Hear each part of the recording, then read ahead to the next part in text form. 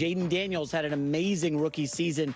Offensive Rookie of the Year. They were 12-5. They went to the NFC Championship game. Well, the Cowboys faced him twice, and Micah Parsons believes Jayden had the best rookie campaign since Lamar Jackson.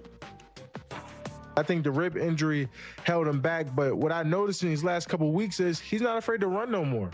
He's taking and running. I think if he didn't have that rib injury, we're looking at, an MVP conversation for him. Obviously, he's locked up the Offensive Rookie of the Year. I haven't seen more of a cold-blooded rookie, since I've been in the NFL, and probably the past, besides Lamar, probably past 5-7 years, but I think he's at a different level. There's a comparison on the screen of Jayden to Lamar. I think their first 20 starts, very comparable. And Jayden is much better in the pocket than Lamar was as a rookie. Yeah, and remember, Jayden spent, I think he transferred from ASU to LSU. Yeah. So he had a lot of college starts under his belt. Lamar had plenty at Louisville. I know everybody wants to put Jayden Daniels as the fifth best quarterback. Well, Jayden also played in the SEC. And Lamar played in the ACC. Yeah. Right? Didn't he? Yeah, Louisville. So the difference is Jayden in college, those last 2 years in college, was facing NFL bodies every Saturday. So I think he was just more ready for the NFL. Lamar, Clemson was good, but most of the people on that schedule are not playing pro football. I can't. Yeah. As I talked about at the end of this season for the Washington Commanders and Jayden Daniels, first off, he should have already been an MVP candidate despite the rib injury and whatnot. Not to mention the whole thing was about Lamar Jackson, creating the 4,900 club or whatever. And Jayden Daniels almost did that as a rookie and would have done that if he didn't get knocked out of, I think it was the Panthers game, and if he didn't get taken out of that final game of the season. So Lamar Jackson, did something that no other quarterback did, 4,000, passing and 900 rushing, and Jayden Daniels essentially would have done that his rookie year. Okay? So let's not downplay the greatness. So if you want to say, "Oh, I haven't seen such a cold-blooded rookie since Lamar," just say I haven't seen such a great quarterback since, whatever time frame you want to use. Not to mention, look what Jayden Daniels then did in the playoffs. Look what he did against the Tampa Bay Buccaneers. Look what he did against the Detroit Lions. Even in the game against the Philadelphia Eagles, yeah, he lost, but you wouldn't point to Jayden Daniels being the problem. Did Jayden Daniels miss some throws in that game and wasn't 100% sure? Sure. But obviously, as we know, the Philadelphia Eagles are, like a truly amazing team. And what Jayden Daniels was able to show both regular season and playoffs, we love to kind of twist things where 1 minute we talk about the regular season, the next minute we talk about playoffs. When a quarterback reaches a certain level of greatness, we say, yeah, but what does he do in the playoffs? And then when other quarterbacks maybe don't have great seasons or great regular season games, but then maybe they step up in the playoffs. We say, yeah, but what about his regular season numbers? And it's just people can't decide where they fall on that. And then when you have a quarterback who clearly did both, again as a rookie, and I think it's already well established that this was the greatest rookie year from both just again, from even just eye test film, from statistical achievements to production to wins, in terms playoff performances, because again we have to look at everything as a whole. It was absolutely extraordinary. I feel as though if the Commanders were fortunate enough, if the Eagles, if Matthew Stafford was able to lead the Rams to win that game, which could have been possible, quite frankly. Obviously, it came down to that final drive. I mean, I don't think it's a far stretch to imagine that the Commanders beat the Rams, and now they're going up against the Kansas City Chiefs. And listen, do I think that the Commanders would have blown out the Chiefs? No. But the Chiefs' strong suit was winning close games, just like we know Jayden Daniels is more than capable of doing. So you would talk about like there's a real chance, and that's why football is crazy, because there is a real world where if something just slightly goes a little differently, the Commanders could have won the Super Bowl, and Jayden Daniels is the Super Bowl MVP, right? Like that is a real path that could have happened. It obviously didn't happen because that's football. There's lots of things that are out of your control.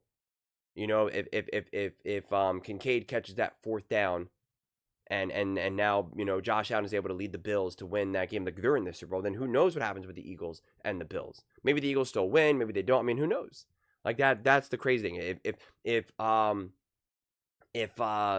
Mark Andrews catches that ball, that 2-point conversion, or even just the ball before that and doesn't fumble it, and they beat the Bills, maybe Derrick Henry and Lamar Jackson steamroll the Chiefs. We saw the Eagles do it. Maybe they do it. And then you have an Eagles Ravens Super Bowl. Then again, like, who knows how these all things unfold? So like so many different things, even earlier on in the playoffs, have massive repercussions. But we saw it came to a final play for the Eagles Rams, and that's what's so crazy, because the Eagles obviously had a great win against the Commanders and a great win against the Chiefs, but like it came down to the final play against the Rams. And the Rams win. I would be confidently picking the Commanders. And if the Commanders pull that off, again, you're going to just so effortlessly pick the Chiefs. So it's like, that's what's kind of crazy. And the reason why I'm confident saying that is because that's how great the Commanders and Jayden Daniels proved to be. So if your mind can go there, that's how you know how great they were. That's how you know how special and how much of an insane level of belief you had in like a Jayden Daniels and Dan Quinn and Cliff Kingsbury for that matter. I can't say that about the Packers. I'm not like, oh, if only the Packers didn't fumble, you know, the kickoff and they beat the Eagles, I would be confident. Like I can't do that with the Packers. I didn't do that with the Rams either, right? If the Rams made that final play, I'm not like, well, then they would be playing the Commanders and Stafford would have picked apart the secondary of the Commander. Like I'm not making that claim either. You know what I mean? So it's just like, but I'm confident doing that with the Commanders. Like that's the degree of confidence and belief I have. And so I've been obviously talking to a ton of Philadelphia Eagles fans. And I know the Commanders and the Eagles fans won't play nice, which I get, you know, hat tip to the rivalry. But I've been saying to a lot, and obviously Eagles fans are going to really feel themselves, and they should, and you know. But I said, like, listen, you know, because people were saying like, oh, you know, what are the potential of three-peating, or not three-peating, of repeating and going back to back and all that. And I said, listen, like, obviously so much needs to go in your favor, no matter how amazing of a team you are. You know, winning Super Bowls is obviously difficult. And I said, like, a lot of it is going to depend on, you know, health and luck, you know, just good fortune in that regard, as well as what do the other teams do? You know, do the Lions nail their coordinators and they're able to be great right off the bat? Do the Commanders do a great job of building around Jayden Daniels in year 2? You know, does Cliff Kingsbury evolve even more and become an even better play caller, offensive mind? Does Jayden Daniels, you know, I imagine he's going to continue to get better, but what's the next step that he takes? You know, does he avoid being banged up for 3 or 4 games? Like, you know, all of these things come into play. And I said, you know, to kind of Eagles fans, like, listen, like, I see the Commanders being, you know, an obstacle. Now, listen, the Eagles are ahead of the Commanders. We know that. And they have the head start. They have the experience. They have the team. They have the roster. Like, they won the Super Bowl, so that's deserving. And again, it's up to the Commanders to figure out a way how to stop that. And if they are an obstacle, how big of an obstacle are they? And they have the advantage of being in their division. So you know them. So it's like there is that advantage. You know, you can make the argument for both teams have the advantage since they face each other, but I think at the end of the day, it actually helps the Commanders since they are the one that are trying to play catch up to the Philadelphia Eagles. So it's just it's fascinating to see where the Commanders are and what they will do. But again, just like how I said, there's going to be some luck involved for the Philadelphia Eagles to be able to potentially get back to the Super Bowl win, et cetera, et cetera. Same thing with the Commanders. There's going to be a lot of luck. They have to nail the draft. You know, hopefully a couple free agents say, like, I want to be there. You know, like, there's still and again, I use luck very differently than a lot of other people, but there's just a lot of like universal out there luck of like, how are things going to unfold? There's luck in the draft in terms of who are the players that are picked before you, and now did someone else make a mistake? Did the Commanders get the pounce on? Like there's just too many variables to like ever really know. But the one variable that I'm confident in, I can't say that man right there because that's not Jayden Daniels. I guess in the bottom of the right screen, Jayden Daniels. And I'm nitpicking here because it's the offseason and what else are we doing? But like, don't say I haven't seen such a cold-blooded rookie since Lamar. I mean, you haven't seen such a cold-blooded quarterback since, again, I don't know, man, since the beginning of the NFL.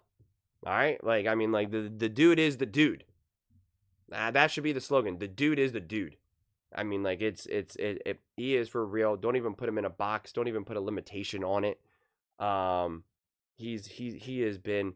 It's saved. I think he's been elite, and I don't use that word very loosely. I like when I say I go elite, great, good, and I really preserve elite, for something special. And I have no issues calling Jayden Daniels elite. Does he still have room to grow? Does he still need to learn? Absolutely. Does he still need to evolve his game and get comfortable in other aspects? Absolutely. Do I still have some concerns? I do have some concerns about his weight and his thinness, because I do think that's a real thing. As someone who's experienced a ton of injuries in his life, I know it's a real thing personally. But the dude is special. The dude is different. The dude is elite. He's proven to be able to handle the moment that other quarterbacks have proven unable to.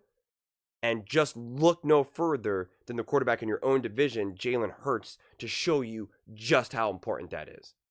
Because when the game got the biggest, we saw other quarterbacks unable to step up. We saw them legitimately unable to step up. And then in the biggest game imaginable, you saw a quarterback like Jalen Hurts have his best and biggest games in both Super Bowls. And that led to the victory. That's ultimately what you need, unless you obviously have an absolutely stacked roster. Here you have Jayden Daniels has already proven that the moment is not too big for him. Where you have other quarterbacks also in your division like Dak, where the moment has proven pretty regularly too big for him. That matters. And you can make the argument that matters more than just his ability to throw with just beautiful precision and anticipation, and his ability to be elusive and all that other stuff. But that's my ode to Jayden Daniels. But those are just my thoughts. I'd absolutely love to hear yours. What do you guys all think about Jayden Daniels and the Washington Commanders? Where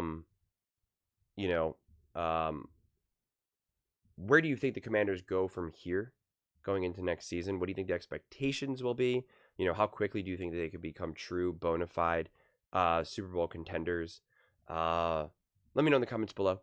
I read every single comment, so whether you agree with me or disagree with me, either way. Let's get in some discussions, let's get in some fights, but ultimately, let's just have some fun. And please do consider subscribing. We are building an amazing community here, and I absolutely love to see you part of it. I want to build something that we all genuinely feel connected to, something that we're really excited to be part of. I think we're on our way to doing it. And please don't forget to give this video a thumbs up, as it really does help the visibility and the algorithm. Thank you so much. See you next time.